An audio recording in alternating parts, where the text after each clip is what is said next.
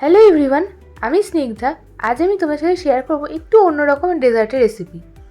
আর এটাকে তোমরা দই ভাপা বা দইয়ের পুডিং যে কোনো একটা নামে ডাকতেই পারো। তাহলে চলো দেখে নেওয়া যাক।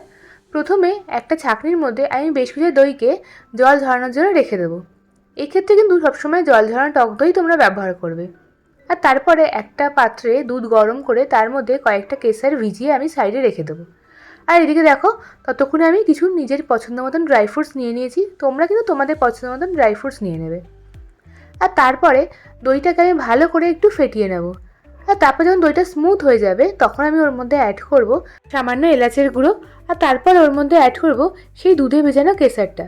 এখানে কিন্তু আমি কোনো রকম ফুড কালার ব্যবহার করিনি, এই রঙটা কিন্তু কেশর থেকেই এসেছে। আর তারপরে এটাকে পুরোটা ভালো করে মিশিয়ে আমি ওর মধ্যে অ্যাড করেছি বেশ কিছুটা পরিমাণে কনডেন্স মিল্ক। এখানে কিন্তু টক আর মিষ্টির ব্যালেন্সটা তোমরা নিজেদের পছন্দ মতন করতে পারো। আর তারপরে আমি ওই কনডেন্স মিল্কটা ভালো করে দইয়ের সঙ্গে মিশিয়ে নিয়েছি। আর তারপরে একটা বাটিতে আমি ওই দইয়ের মিশ্রণটা পুরো ঢেলে নেব।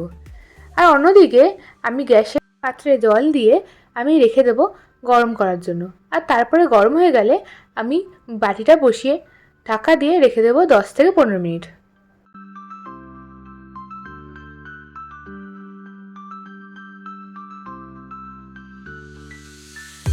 আর তারপর 10 থেকে 15 মিনিট পর একটা টুথপিক দিয়ে চেক করে যখন দেখবে সেটা ক্লিয়ার বেরোচ্ছে, বুঝে যাবে তোমাদের দইয়ের ভাপাটা রেডি। এরপর ওটাকে একটু ঠান্ডা করে ওপর দিয়ে ড্রাই ফ্রুটস ছড়িয়ে ফ্রিজে রেখে দিতে হবে 1 থেকে 1.5 ঘন্টা। আর তারপরে ঠান্ডা ঠান্ডা পরিবেশন করো দইয়ের ভাপা বা দইয়ের পুডিং। এটা কিন্তু খেতে হয় অসাধারণ। আমার কথা মতন এই রেসিপিটা অবশ্যই একবার তোমরা ট্রাই করো। আর তোমরা জানিও তোমাদের ঠিক কেমন লাগলো। আর ভালো লাগলে অবশ্যই চ্যানেলটাকে লাইক, শেয়ার, সাবস্ক্রাইব করো। টাটা।